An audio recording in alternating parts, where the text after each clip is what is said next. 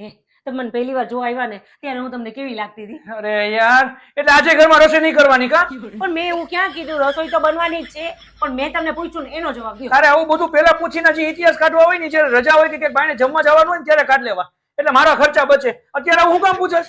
કયો ને, મારે સાંભળવું છે. તે સાંભળ, હા હું તને પહેલી વાર જોવા આવ્યો ને ત્યારે ખરેખર મને એમ થયું કે આ બહુ ખર્ચાળ બાઈ છે. વાતે વાતે મને ખર્ચા કરાવશે ને ફેન્સી ફેન્સી કપડાઓ બધું માંગશે, ત્યારે મને એવું લાગતું હતું.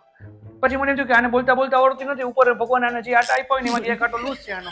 હું મારા પપ્પાને કહેતો, પપ્પા આને પગમાં કઈ ફોલ્ટ છે? મને કે પગમાં ન હોય બેટા, જનરલી મગજ હોય ને અહીંયા ગોઠણમાં હોય, એટલે કદાચ કંઈક તને એવો ફોલ્ટ કનેક્ટેડ, એટલે જે હોય ટૂંકમાં. ત્યારે હું એવું વિચારતો હતો કે ખરેખર આ આવશે ને ઘરમાં તો કદાચ બની શકે કે હું હેરાન થાઉં કે પછી મારે અપવાસ એકટાણા વધારે કરવા પડે.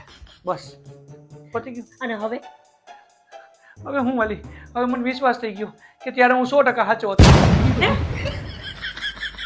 એમ નહીં, એટલે તમારું કહેવાનું એમ થાય છે કે હું હવે ખરાબ છું? તમે પેલા જોઈ હતી એનાથી વધારે ખરાબ છું. હું તમને ખર્ચા કરાવું છું, હું તમારું ધ્યાન નથી રાખતી, તમને બાઈને બધું કહું છું, ઠૂસવાનું કહું છું. હું અહીંયા આટલું આટલું બનાવું છું, લગ્ન કરીને આવીને કીધું ને હું તમને નથી કહેતી કે મને બાઈને ખાવા લઈ જાઓ. જ્યારે હોય ત્યારે તમે ચંદુ ને યારે વયા જાઓ, તમે મને કોઈ દી લઈ જાઓ. મારો વારો આવવા દે. બોલો. આ ચાલુ ન થાય એટલે કીધું કે ચૂપ થઈ જા, પણ તોય ચાલુ કર્યું. મારો વારો આવવા દે. આ તો બોલો ને. લગ્ન પેલા જેટલી ખરાબ હતી ને એટલી જ ખરાબ છો, એનાથી વધારે ખરાબ નથી થઈ. એ 100% હું તને કહું. એટલે તમે એનાથી વધારે ના, તો એનાથી વધારે 100% વાલી ખરાબ નથી થઈ. પણ તમે કહો છો તો ખરાબ ને. ના ના, ખરાબ નથી કેતો. એ તો અને તું મને ક્યાંથી બાઈને જમવા જવાનું કે વાલી? તું દર રવિવાર તો મને ઢહેરી જશે. દર બુધવારે કે બુધવાર એટલે આપણો રવિવાર નહીં, અને રવિવાર એટલે આપણો રવિવાર જ હોય નહીં. એમ કહીને તું મને બાઈને લઈ જ જાશ. આટલા વર્ષથી હું તને બાઈને જમવા ક્યાંથી લઈ જાઉં? દર વખતે તું મને પરાણે બધા ઢહેરી જાશ. હું નથી લઈ જાતી. તો? હજી તમે ખોટું બોલો છો. બધાયને ખબર છે તમે એક નંબરના ખોટાડા છો. જ્યારે હોય ને તમે ચંદુનો ફોન આવે, હાલો ને તો અહીંયા આવ ને, એટલે સીધા દોડીને ઊંધી પૂછડે ભાગો. છાનમુના મને ખબર ન પડે, છોકરીઓને કઈ વયા જાવ. હું જ્યાંથી ચડી પહેરતો ને, ચડી પહેરતો ને, ચંદીઓ મારી હારે ત્યારનો છે. તને જોઈને હું આવ્યો ને પછી મને કીધું, મને કે રવલા કાંઈ ગોટાળા છે. એટલે મેં કીધું જો એક તો માંડ થતું નથી મારું, ને એટલી માનતા લીધી ત્યારે એક મને માંડ મળી. હવે આમાં હું નહીં કહું તો હા, ઈ એને ખબર છે. હવે મને છે ને આ બધી પાકી ખબર પડી ગઈ. એટલે ચંદિયાએ મને ત્યારે કીધું હતું, પણ મને અફસોસ થાય સારો કે હું ત્યારે ચંદિયાનું માયનું હોત ને તોય સારું હોત. ઈ ચંદિયા વાતમાં ચંદિયાને શું કામ લઈ આવે? આપણા ખાવાની વાત. આ બધું હોળીનું નાળિયેર જ છે.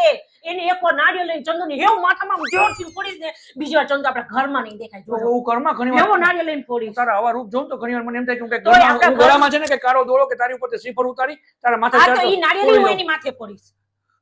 ઉતારો ની નાળિયેર હું કાલે રવિવાર છે ને આપણે કાલે જ કરશું. અને નાળિયેર જેવું ચંદુને અહીંયા જ રાખીશ, અને સીધું લઈને એ જેવો એન્ટ્રી કરે ને ભેગું માથામાં ન ફોડું ને તો મારું નામ ઉષાની. તને એવું આવડે છે નાળિયેર ને? ના, માથામાં નાળિયેર ફોડતા આવડે છે. ફોડીને બતાવ. કંકુ કાઢતા આવડે? ફોડીને બતાવ. હાથમાંથી કંકુ કાઢતા આવડે? ના, હાથમાંથી છે ને આમ ગાલ લાલ કરતા આવડે? હા, સમજી ગયો.